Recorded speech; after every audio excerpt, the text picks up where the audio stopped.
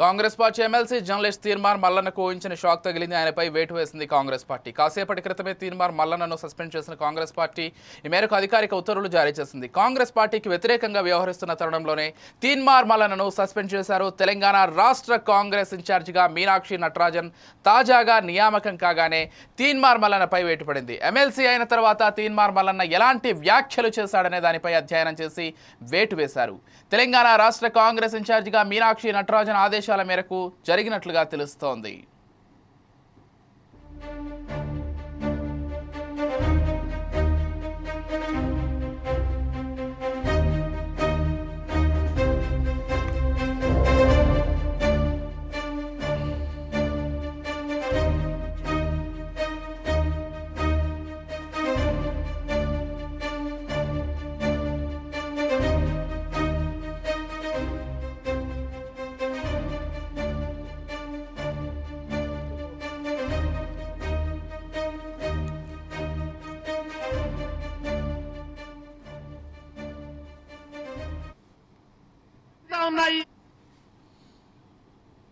చెప్తా ఉన్నా, మీకు దమ్ముంటే మీరు గెలువరి పోర్రైగా, మీరు గెలువరి చూపిస్తా. ఈ ఎన్నికలలో మీకు డిపాజిట్లు కూడా రానియం కూడా. ఇక వాళ్ళు చూడరికి కాకతీయ యూనివర్సిటీలో చూడరి, కాకతీయ యూనివర్సిటీలో ఎన్నడూ లేంది వీసీ ఓసీ అయినుండు ఆయన రెడ్డి పాలన నడిపిస్తేందుకు యూనివర్సిటీ చరిత్రలో లేని ఇంకొక రెడ్డిని ఏం చేసిండు, ఏకంగా ఓఎస్డి అని కొత్త పోస్టు నియమించుడు. ఓఎస్డి అని ఎక్కడి మీరు, ఎక్కడి కథ, ఏ ఊరు మీది, ఏ ఊరికెళ్ళి వచ్చారు? తెలంగాణ రాష్ట్రాన్ని మీ తాత జాగిరి అనుకుంటారు. కాదరా బాబు, మేము కౌలుకిచ్చినాం, మేము కౌలుకిచ్చినాం, మేము ఓనర్లం కౌలుకిస్తే మీరు పంట దొంగతనం చేసుకుంటా, మీరు పొలాలు దొంగతనం చేసుకుంటున్నారు. ఇక ఓరి బిడ్డ, మీ కౌలు పని అయిపోయింది, మీ కౌలు కాలం అయిపోయింది. ఒరిజినల్ కాలం, బీసీల కాలం రేపు రాబోతా ఉంది తెలంగాణ రాష్ట్రంలో. 2028 నాకైతే ఏం డౌట్ లేదు, అయిపోయింది. వాళ్ళే డిసైడ్ అయిపోయారు. ఇక ఇచ్చేవలసిందేనా, తప్పదా? బీసీలంతా మేలుకున్నారు తెలంగాణ రాష్ట్రంలో, ఇక తప్పదనేటువంటి పరిస్థితి క్రియేట్ అయిపోయింది.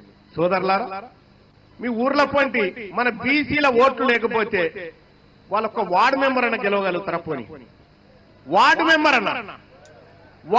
అన్న గెలవలేరు.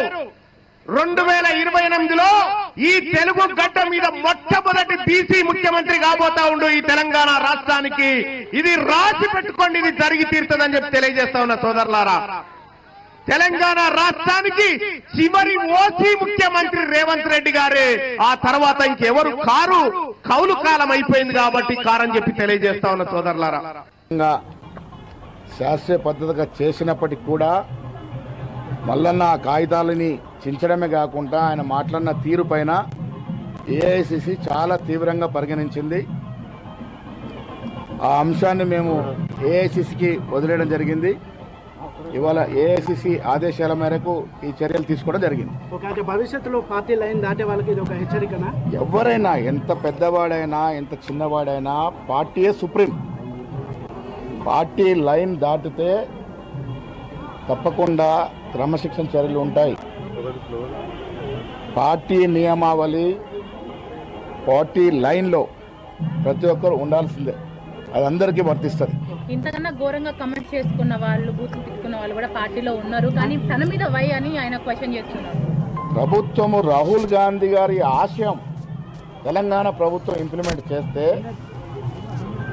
నేను ఆ భాష వాడిన, ఆయన వాడిన భాష, ఆ కాయిదాలు చింపేసి తీరు పట్ల ఏఐసీ చాలా తీవ్రంగా పరిగణించారు. సస్పెన్షన్ల విషయంలో ఓసీ సామాజిక వర్గానికి సంబంధించిన నేతలు కులము మతము, పార్టీ క్రమశిక్షణ ముందు కులము మతము పనిచేయదు. పెద్ద చిన్న తారతమ్యం ఉండదు. పార్టీ లైన్ దాటినప్పుడు ఎంతటి వారిపైన క్రమశిక్షణ చర్యలు ఉంటాయి.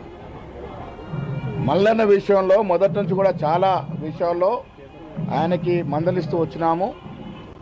ఇది పద్ధతి మంచిది కాదని చెప్తూ